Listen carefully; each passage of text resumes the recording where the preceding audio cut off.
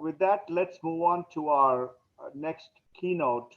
Our speaker for that is Kittu Kolluri. Swaroop Kittu Kolluri is his full name, but he pretty much goes as Kittu. He is the founder and managing director at Neotribe Ventures. In a career spanning 3 decades, Kittu has experienced success as a serial entrepreneur, CEO, senior operating executive, and venture capitalist. He was EVP and general manager at Juniper Networks before becoming a general partner at NEA.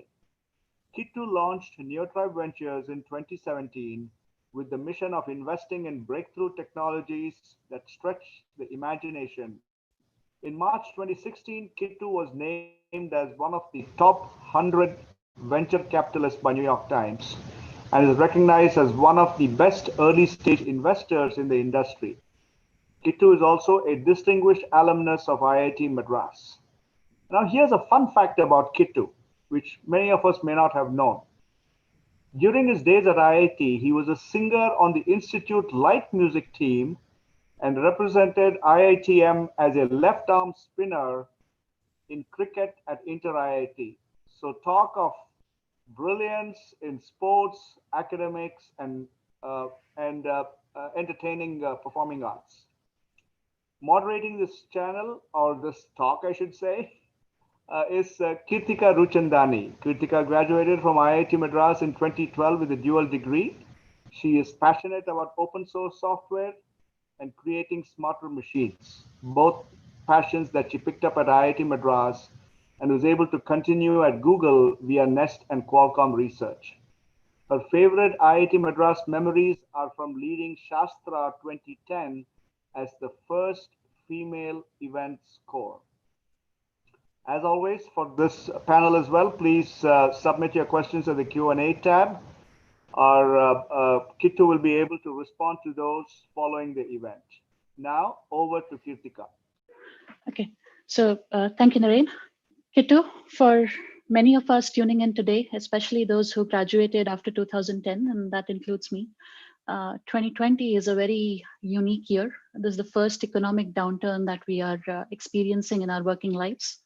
And you, on the other hand, have been part of 87, 90 to 92, the 2000 dot-com bubble and 2008 crisis, and you worked through all of these as a founder, as an operator, and an investor. So can you share with us your thoughts on how does this compare to the previous cycles? Sure. Thank you, Kirtika. Thank you, Naren, for that warm introduction. It is my pleasure to be part of this event. And coming to your question, Kirtika, in a lot of ways, this downturn appears similar. We have experienced very massive unemployment and underemployment. We saw a stock market crash in the immediate aftermath of COVID-19. However, we've also seen a rebound. If you look at what is kind of unique about this particular event is that the economy came to a screeching halt with near zero for warning. That's something that is very unique to this particular downturn compared to previous downturns that I've been part of, Kirtika. But what's also been very interesting is that the fiscal and monetary policy and the response has been incredibly swift and overwhelming. So we had, on the fiscal side of things, we had these about, I think $2.3 to $3 trillion worth of stimulus with the paycheck program, with small business loan program, as well as on the monetary side, dropping interest rates down to near zero, which have helped parts of our economy rebound almost instantaneously. So if you look at parts of our economy, like the stock market, like real estate, like e-commerce, you might think, what recession? However, there are large parts of our economy where we're still seeing long lingering effects, particularly in the services area. I'd like to say something like, some of our large cities that are dependent so much on the services sector have been hollowed out inside out. And so there are a lot of people who are living on paycheck to paycheck, taking virtually any kind of job that they can get, even if it is well below what the minimum wage is, dipping into their savings, virtually draining their savings to make ends meet. And so this is where there is a huge gap between Main Street and Wall Street, and that gap is something that is going to show up, I think, in the coming years. So if you look at the recovery on the face of it, it may seem like a V-shaped or a check-based recovery, but that's more the technical definition. But if you look at some of the more real-time figures, I was just reading an Economist article from this week, and it said that hotel occupancy is down to 40%, and restaurants also are way down. And so I think the Q4 numbers, when they come out, are going to be worse than what at least are being reported, because the government numbers are typically lagging behind the real-time numbers by probably about 60 days. So that's kind of how I view the this economic downturn. Kittu, speaking of numbers, the VC industry posted some very impressive numbers this year and almost belying the reality in the outside world. So can you walk us through the impact of COVID on the VC industry? Yeah, it's actually been very interesting to see the impact on the VC industry.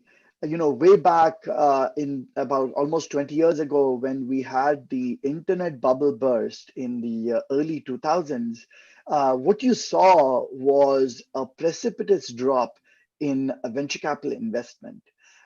So I think it was 1999 where we saw a peak of over $100 billion being invested in venture funded companies. And immediately the next year, it dropped down to 15 billion. We haven't seen that kind of a precipitous drop in this year. What has been interesting is that during the first half of the year, the investment pace has dropped off to, I'd say, about 70% of the normal pace. But the second half has rebounded to about 80-90%. I think seed and Series A rounds have been relatively unimpacted. It's probably the Series B rounds that have been most drastically impaired. But the large rounds, again, have not been that impacted. If you look at actually the total amount of venture capital that's gone into venture funded companies, it's through 3 quarters about 112 billion. That compared to what is it, about 140 billion last year, is very close to keeping pace, and we might be just a little off of that pace when all is said and done.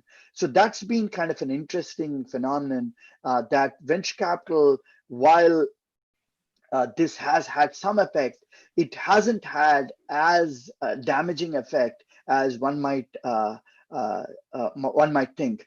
Now, what's been interesting on the other side is when you talk about venture funds raising capital, that has been impacted some, because the LPs that we typically raise capital from are also impacted, because they typically raise money, if you're talking about fund of funds, they typically raise money from pension funds and endowments and international sovereign wealth funds and things like that. And with travel coming to a grinding halt, they've not been able to go meet with those LPs. And so typically new LPs are hard to recruit, because without meeting the managers in person, they're reluctant to make large commitments. And so if you've got funds that are looking to raise new funds,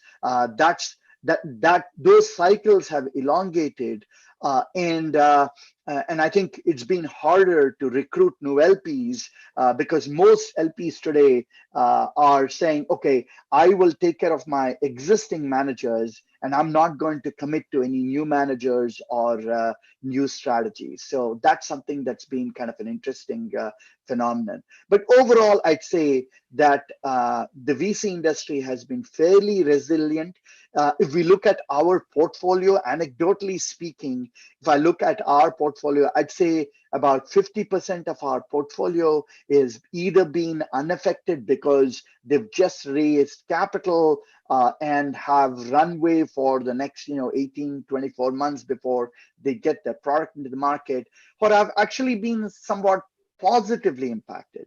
I'd say about 40% of our portfolio has been mildly and negatively impacted, and about 10% of our portfolio is probably being critically impaired. Those would be my general numbers. And I think if you look around the industry, they probably will also resonate with those percentages. Yeah, speaking of your portfolio, you also got a piece of the SPAC action this year with Metromile, among others. So maybe you want to touch that's kind of been an interesting also new phenomenon. Is the IPO activity actually this year has been on a tear. You've seen companies like Palantir go public, Snowflake go public. There are rumors of Airbnb and Robinhood, another one of my investments, also contemplating a public offering. But the SPAC fever has caught on. And these are basically special purpose vehicles kind of to do a backdoor reverse merger IPO. And one of my companies, Metromile, which is an auto insurance company, did a SPAC recently and will probably end up being like a $1.3 billion valuation company. So that's been kind of an interesting phenomenon with a lot of public investors coming into what is essentially looking like a private equity kind of a deal to looking for a better return. Kittu, you talked a bit about how fundraising for VCs has gotten a little difficult from LPs. How about fundraising for startups? What's the financial advice you're giving your portfolio companies? Yeah, the general advice I've been giving a lot of my companies is this, that is, cash is king at a time like this, especially when you have businesses, particularly if you have B2B businesses and your customers are reluctant to make significant investments in CapEx or OpEx. And so sales cycles are generally elongating. And so I've generally advised my companies to conserve cash, ensure that they have runway for about 18 to 24 months and start early. If you have runway lesser than that, give yourself plenty of time. I'd say at least 6 months of time before you actually run out of cash. Ideally more. 6 to 9 months is ideally what you might want to target. There is a lot of capital, as I said earlier. There are a lot of venture capitalists who are making investments. Seed and Series A's have not seen any change whatsoever. The Series B's have been adversely impacted, but later rounds, again, growth equity rounds, have not seen that much of a drop off, especially with large rounds.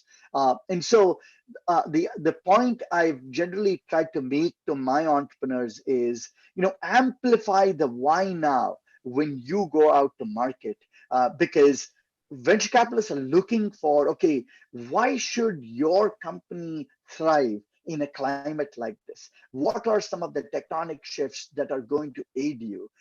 So that's something that I've found is important. Most of these pitches are happening on Zoom. So practice your Zoom pitches a lot. One of the common mistakes I've seen entrepreneurs do is this. There are 2 or 3 team members who get together in front of a computer and try to pitch a venture capitalist. Please don't do that.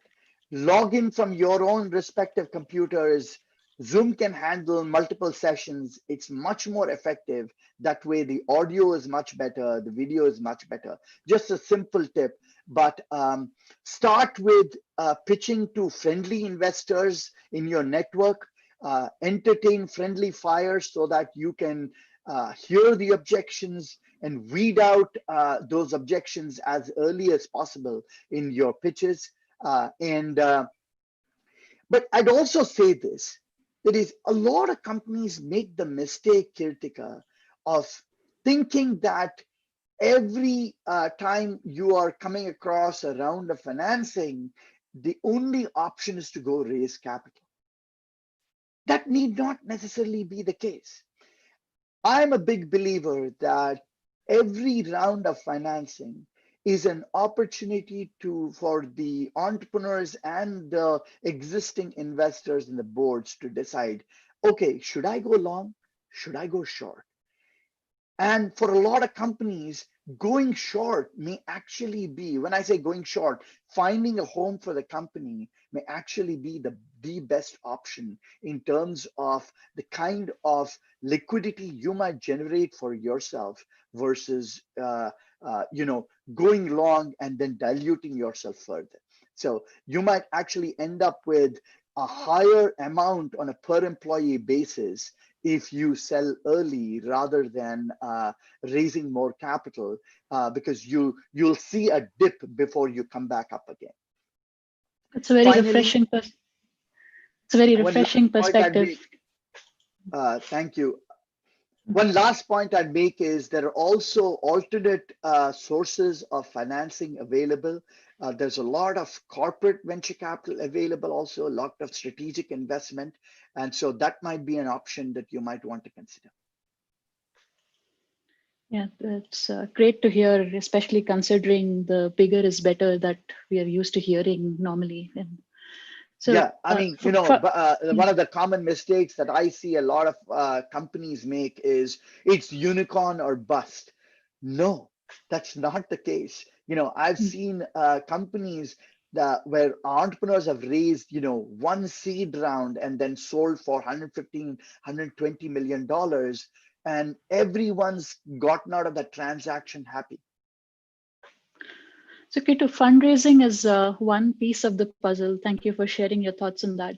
How about the operational side? Like once you're set money-wise, what's the operational changes that you're seeing in the advice that you're giving your portfolio companies? Yeah, I go back to the comment I made earlier. An entrepreneur and a leader has to diagnose whether their business is opportunity constrained or resource constrained. If you are opportunity constrained, that is, you're having difficulty getting customers to commit to you, and this is because of the prevailing pandemic environment, and sales cycles are elongating, then in that kind of an environment, cash is king. Right? And conserve cash. Be judicious about where you spend, where you invest. On the other hand, if you're resource constrained, that is, if for some reason your business has been positively impacted by this, because there's been some kind of a tectonic shift and you've benefited, you've been one of the lucky few that has benefited from it, then it behooves you to leverage this and really be on the offense. And that might mean investing more in sales and marketing, investing more on product development, raising more capital. So that is, I think, a key judgment that you're going to have to make. I like to define product market fit as follows. Product market fit is discovering the non-obvious insight into why it would be criminal for your customer not to buy your product.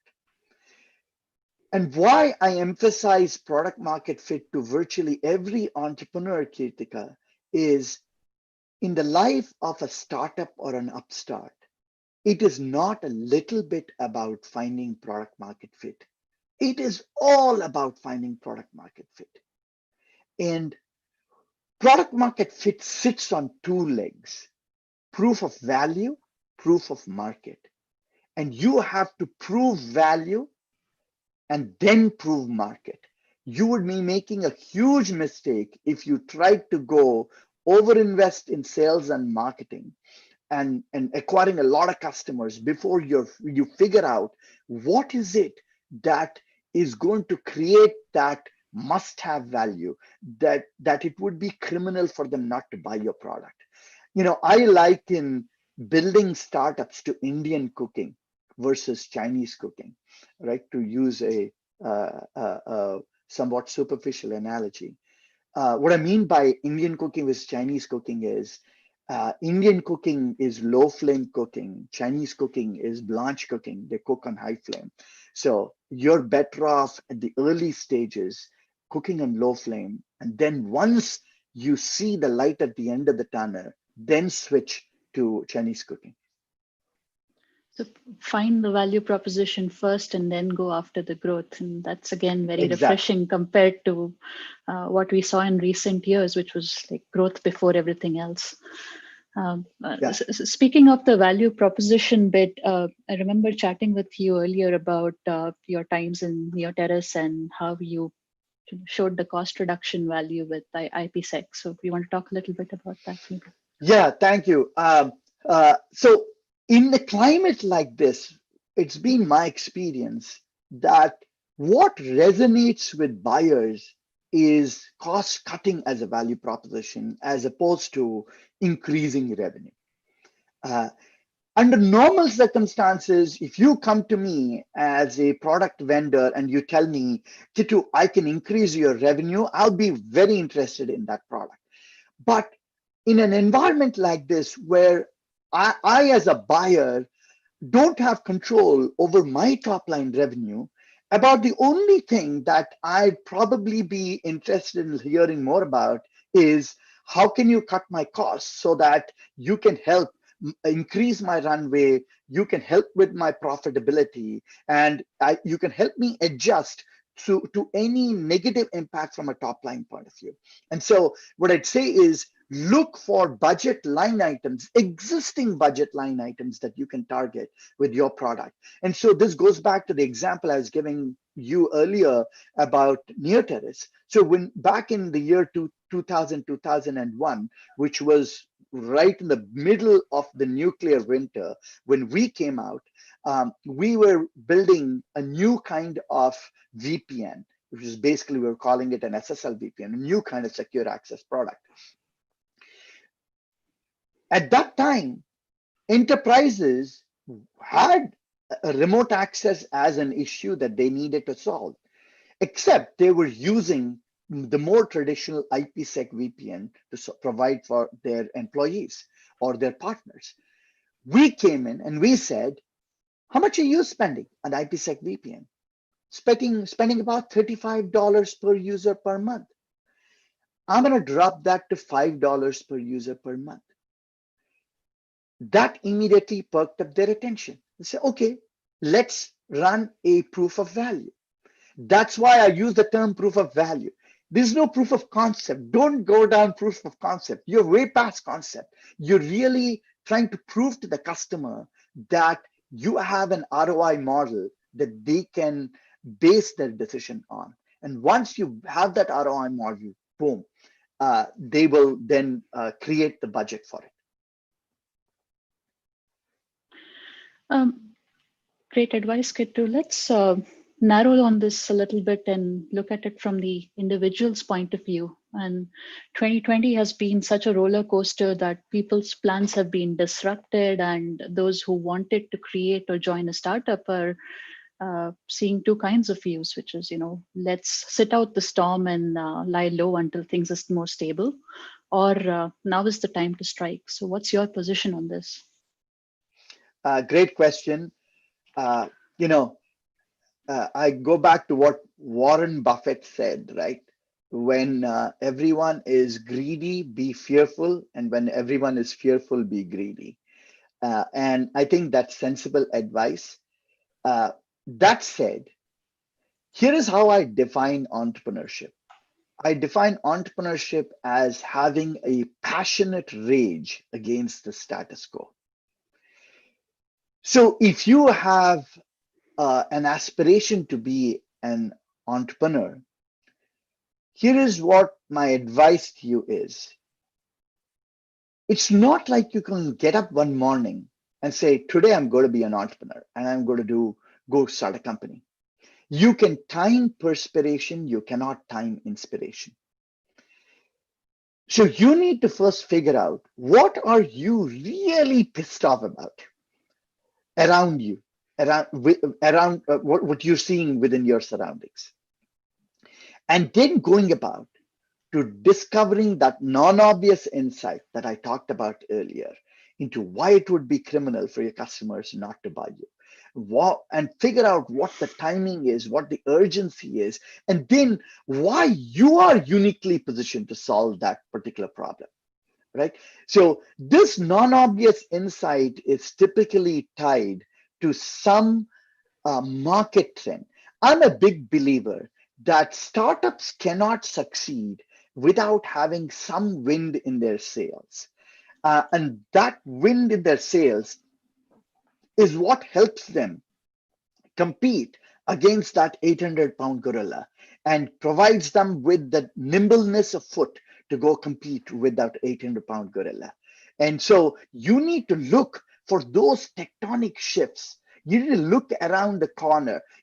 Earlier when Naren introduced me, he talked about how we like to invest in deep tech companies that stretch the imagination. This is what I mean. When I say stretch the imagination, you're looking around the corner and finding that non-obvious insight into a macro trend that will then help you build a product that the world needs. Everyone else, the world today thinks they don't need it. You're right, and the rest of the world is wrong. That is what stretching that imagination really means, as far as I'm concerned. All right. And what you want to do is you also want to compile a founding team that complements your skills. Don't go hire your best friends, because while it is important to like the people you're working with, it's also important that they have competencies that complement your competencies, right? As fellow engineers in the audience, because this is targeted towards the IIT Madras alumni, we have the unfair advantage of having deep technological expertise. Leverage that, play to your strength, build a company that uses that deep technological advantage, because it will then help you in the early stages to build a moat around your product. And that can serve as your primary competitive advantage and give you enough runway, 2, maybe 3 years, so that you can then erect your next moat and then help build your business. You will then be a horse that's out of the barn. Now the big guys can only try to contain you. They cannot put you back into the barn. And as a young person looking at existing startups to go join, again, I'd say to you, this may be a great time to go join a startup and take that risk. And especially if you're a younger person, there's never been a better time to do so, because, the venture community, truth be told, is not correlated with the public markets. And it's somewhat recession proof, especially at the very early stages, because by the time you are ready with your product, we'll probably be out of this recession. And so now it's about picking the right company to go work with, picking the right team to go with, looking at the right type of market to go pursue, and then figuring out what it is that you can offer to that company. I say, put on your VC shoes. And what I mean by that is, just like we are making investment decisions into companies by evaluating them on team, tech, market, and various other factors, what I'd say to you is you're an investor too.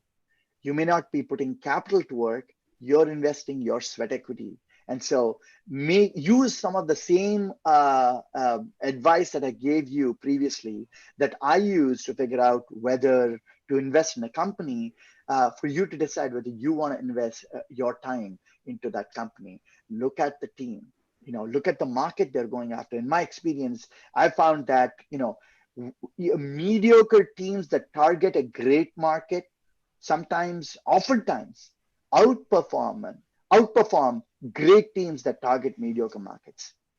And so that would be my general advice. There's a lot more that I can cover, but happy to do so over Q&A. Kittu, both the deep technological advantage and investing your sweat equity as an employee remind me of something I'm tempted to share with our audience. Almost half a decade ago, you told a group of us, and I quote you, "Your work is your signature, sign with pride." And your portfolio has stood as a testament of that, be it Billion to One or Heliogen, both very deep technical companies. We'll go over to opportunities that you think exist in today's market in a bit, but I'm curious if you want to talk about any of your investments in the deep tech space. Sure. I think there are some very interesting macro trends happening, Kirtika, that started happening well before this pandemic hit us. This pandemic has in some ways helped accelerate those, and I'll touch upon that. And I think these shifts are going to be here with us, to stay with us, even well after this pandemic is past us, is behind us. If you think about the high-tech industry, and particularly as it pertains to the venture capital and the startup industry as we know it, over the last 2-3 decades, bits have had a tremendous run. When I say bits, I'm talking about software-driven companies, companies that innovate on digital assets, if you will, right? Whether that be B2B or B2C. And we've had a tremendous run. I was part of New Enterprise Associates. I was a general partner there for over a decade, and we invested in both tech as well as in healthcare, clean tech, and various other sectors. But what we always found there was that our returns on tech far outpaced our returns in other sectors. And that's what I meant by, the world of digital assets sort of outpacing other sectors. And if I look at the performance numbers, our cash on cash returns and IRRs in the world of high tech have far outpaced other sectors. That said, I'm also reminded about what Mark Andreessen said. He said software is going to eat the world, and he was right. I think for a long period of time he was right. However, I think there is a change happening, and that change is data. In fact, I think that what's happening is software, and particularly when you think about algorithms, they're kind of getting commoditized. And your company, Google and Facebook, are contributing to some of that commoditization of algorithms. They're making some of these AI machine learning algorithms available for free. The AI infrastructure is available for free. Wanting to attract companies to use their cloud platforms to store their data, run their workloads. So I think we are entering a new world, we haven't already, where data is going to eat the world. The richest man in India, Mukesh Ambani, you reminded me, said, data is the new oil. And I think he's very right. Data, whoever owns the data is going to be now rich. right? And I spoke at Sangam last year. This was 2019, I think, and I made a comment there, which I want to reiterate, which is that India is such a large country, and we have billions of people with a lot of data, and there are a lot of multinationals and social networks that are coming into India wanting to get that data, right? I think the Indian government would be well served to be very careful about that, because that is your oil, right? And that is tremendous training data for a whole, and inference data for a whole bunch of applications. So I'd say data is something that is changing the world. Now, coming to my world and the high deep tech world, how is data changing? That's been very interesting. Our thesis is that there is tremendous innovation on the cusp of happening, if it's not again already happening, at the intersection of bits and atoms. Right? What I mean by that is there's tremendous innovation happening in the area of computational biology, robotics as a service, food and agri-tech, 3D printing, clean tech, IT-enabled clean tech. Here, where you're using IT technology and applying that to more traditional, physical assets world. And I think what the impact that data is having there is that it is increasing the velocity of innovation and decreasing the capital or increasing the capital efficiency of those companies. And that I'm very excited about. And as you mentioned from the portfolio that we are constructing at Neotribe, that's something that is a testament to that thesis. Right. Another macro trend that I will talk about, and this is more pandemic related, Kirtika, is that, this pandemic has changed our lives in very material ways. Some of it is very obvious. Like if you look at, for instance, the fact that we are living on Zoom or Teams or Google Meet or whatever else for the better part of our days, that's an obvious insight. And I'd go as far as to say that even after this pandemic is behind us, that way of life is, in my opinion, going to be permanently altered, because I don't think we're going from 5 days in front of our video cameras to 0 days in front of our video cameras, because this pandemic is not just gone. There are going to be other SARS-based coronaviruses that will come. This is just one in a long stream of this. This is much like flus, right? We're going to have this. We are now better equipped to deal with a threat like this, with a healthcare threat like this, because of our experience with COVID, but we're not done with this. But there are some non-obvious insights that this pandemic has taught us, which is that I think, we today are a global economy where we outsource a lot of products and services to wherever it's cheapest. Well, what this pandemic has taught us is we can't afford to do that, because if we enter another healthcare crisis, there are certain goods and services that we need to produce domestically. Every country is going to have to be able to control its destiny. Otherwise, it's going to face a huge crisis. And therein lies, I think, some very interesting macro trends and opportunities for new companies to get started.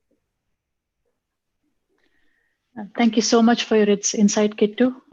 There is a lot to pick your brains on this topic, but unfortunately we are running out of time. So just quickly summarize, expertise and deep tech use data to accelerate innovation and find some non-obvious insights stemming from this situation. Is there any other takeaway you would like our audience to take back from your chat?